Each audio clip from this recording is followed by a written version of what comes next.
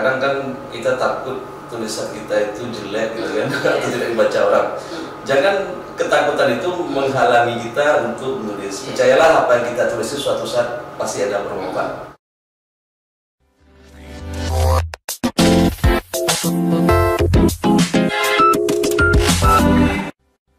Assalamualaikum warahmatullahi wabarakatuh. Kembali berjumpa bersama kami dalam program Kemenat Menyapa. Pada pertemuan sebelumnya kita telah membahas tentang pengembangan profesi bagi pejabat fungsional. Nah, kali ini kita akan membahas tentang tips menulis ya untuk memenuhi angka kredit dalam pengembangan profesi. Nah, bersama kami telah hadir narasumber yang sama dengan sebelumnya, itu Bapak Denny Jaya Saputra. Beliau adalah seorang analis kepegawaian ahli muda kantor wilayah Kementerian Agama Provinsi Riau. Nah, silakan nih Pak Denny, tips menulis bagi pejabat fungsional ini. Iya. Baik, tips menulis untuk pejabat fungsional. Yang pertama itu yang menulis.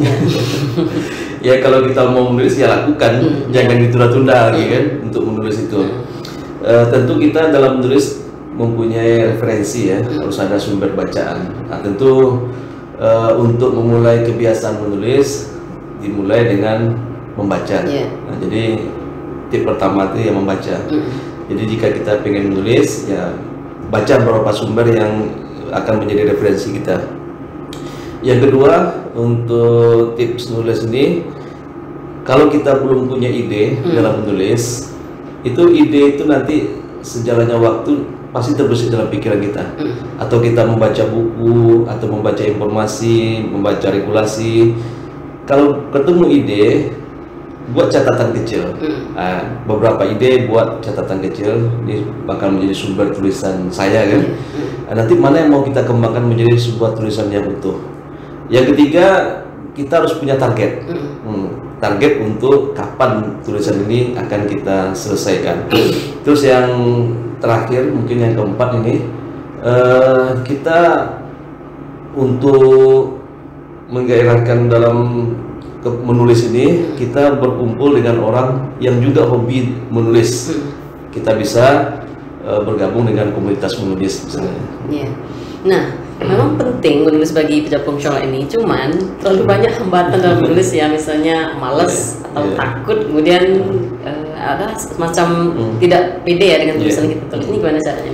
Iya, untuk mengatasi hambatan-hambatan dalam menulis atau buntu ide, misalnya kita malas untuk menulis, itu obat malas itu hanya ada di diri kita sendiri.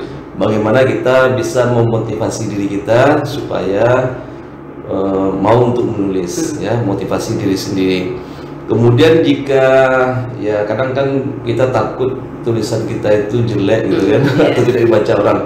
Jangan ketakutan itu menghalangi kita untuk menulis. Percayalah apa yang kita tulis itu suatu saat pasti ada bermanfaat untuk orang yang membacanya. Kemudian terkait buntu ide, itu kita dalam menulis itu tergantung suasana ya. Ada orang yang kalau menulis dia di suasana siang hari misalnya, atau dalam ruangan yang ada orang lain atau ramai, dia tidak akan terganggu untuk menulis. Itu kan tergantung tipe orangnya.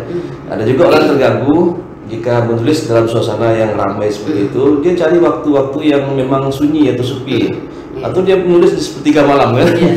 Sholat tahajud ya. Ya, habis sholat tahajud dia mungkin menulis kan. Jadi dia butuh suasana yang hening kan.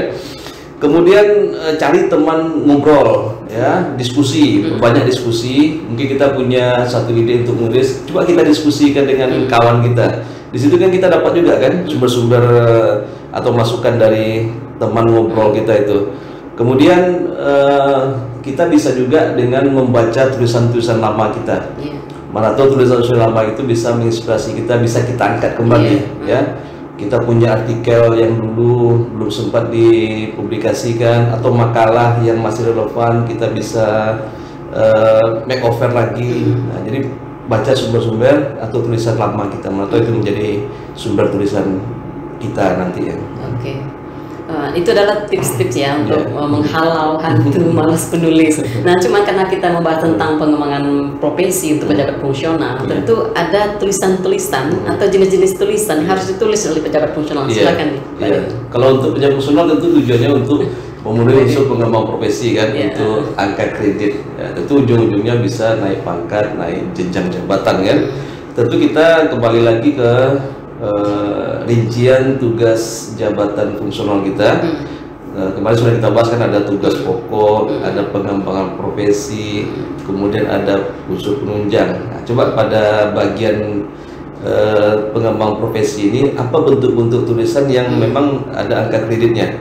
Pada umumnya untuk semua jabatan fungsional itu bentuk karya tulis yang ada dalam unsur pengembang profesi itu yang pertama penelitian atau laporan penelitian.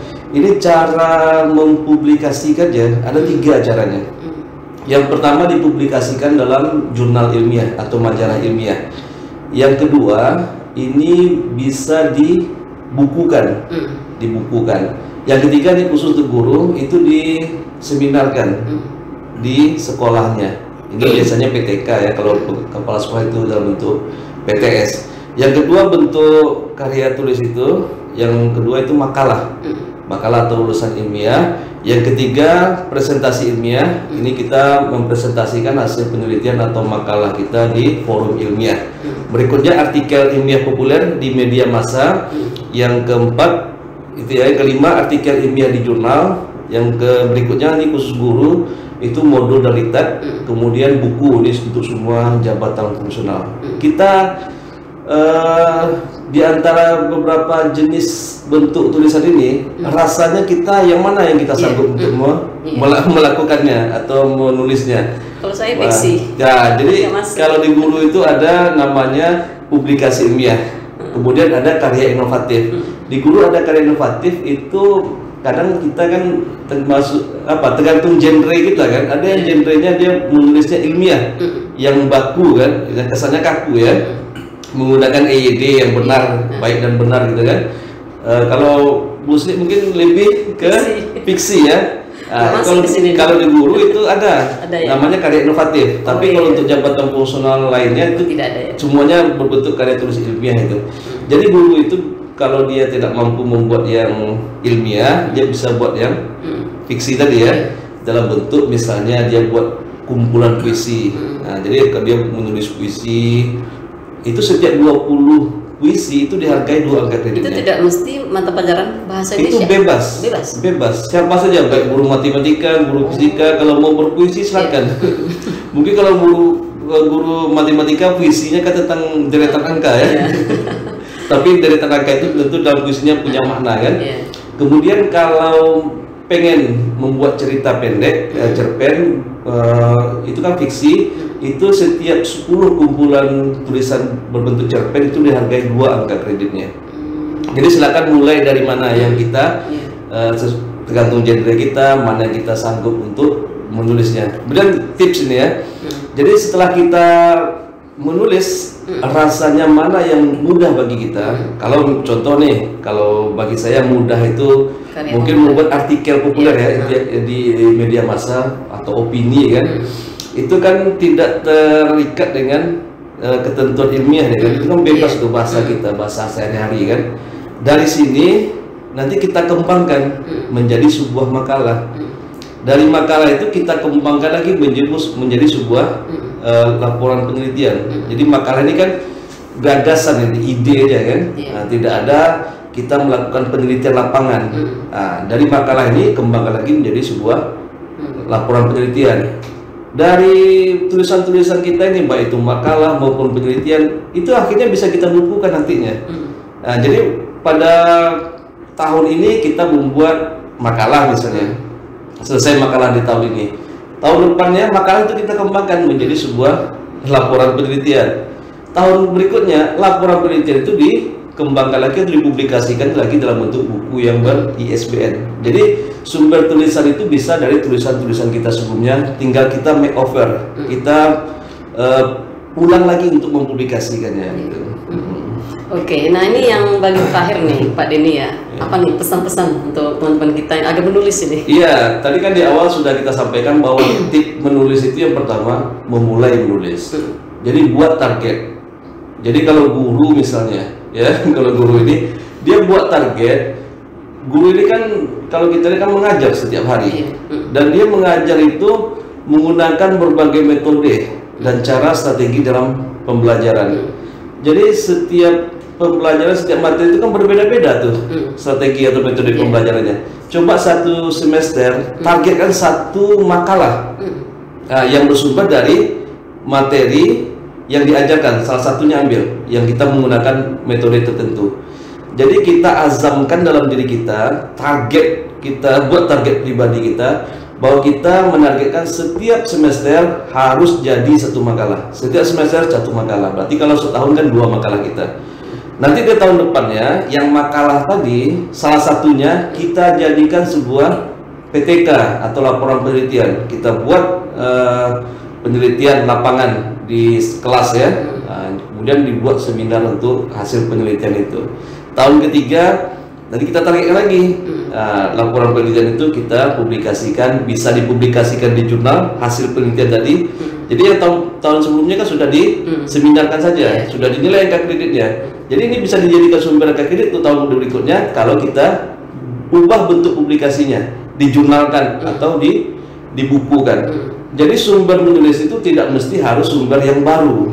Ya, dari tulisan kita sebelumnya itu bisa kita jadikan sebuah tulisan, atau mungkin dulu kita punya penelitian berbentuk skripsi atau tesis yang belum dipublikasikan dalam bentuk buku misalnya, itu bisa dipublikasikan ulang asalkan masih relevan dengan kondisi kekinian. Oke, banyak cara sebenarnya kalau kita mau ya. Iya. Oke, terima kasih Pak Denny telah hadir bersama kami dan teman-teman sekalian.